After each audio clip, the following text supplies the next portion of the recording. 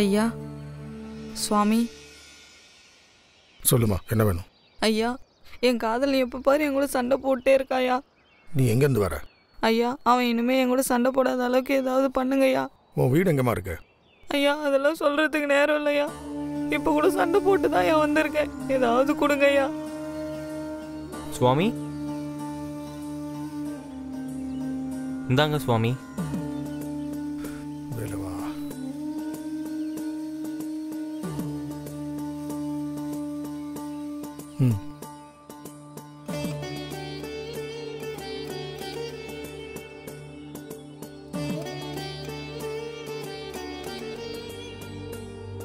வீட்டுக்கு போன உடனே இந்த எலுமிச்சம்பழத்தை வீட்டுக்கு பூஜை ரூமில் வச்சிரு.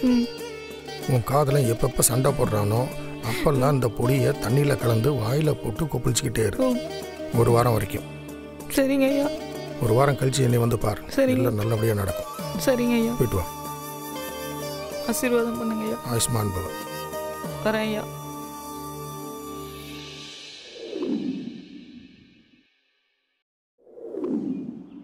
ஆக சிறப்பு. மகிழ்ச்சி. போயிட்டு வா. நன்றிங்க ஐயா. ஆயுஷ்மான் பவ. ஐயா இந்தாங்க. என்னம்மா இப்போ சந்தோஷம் தானே? ஐயா உங்க மகிமையே மகிமை. நீங்க சொன்ன மாதிரி சண்டை போடும் போதெல்லாம் அந்த தண்ணியை வாயில வச்சு கொப்பளிச்சுட்டே இருந்தேன். அதுக்கப்புறம் சண்டையே வரல. ரொம்ப நன்றி ஐயா. நல்லது. வா. ஆசீர்வாதம் பண்ணுங்க ஐயா.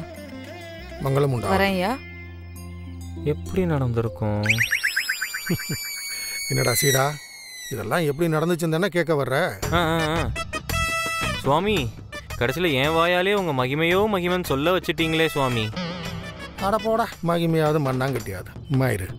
இவன் வேற. இப்படி உட்கார் சொல்கிறேன். சொல்லுங்க சுவாமி. அவ வந்ததுலேருந்து சாமியார்ன்ற முறையில் என்னை பேசவே விடலை. அப்போ தான் அந்த சண்டை எங்கே உருவாச்சுன்னு யோசித்தேன். அதுக்கு தான் அவள் வாய் அடைக்கிறதுக்கு ஒரு வழி செஞ்சேன்.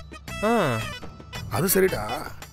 இப்போ வந்துட்டு போனாலே அவ முட்டாளா இல்லை என் கூடவே இருக்கே நீ முட்டாளா?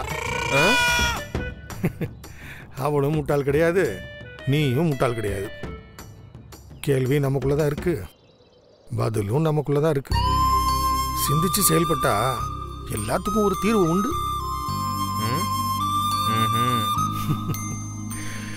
முருகா.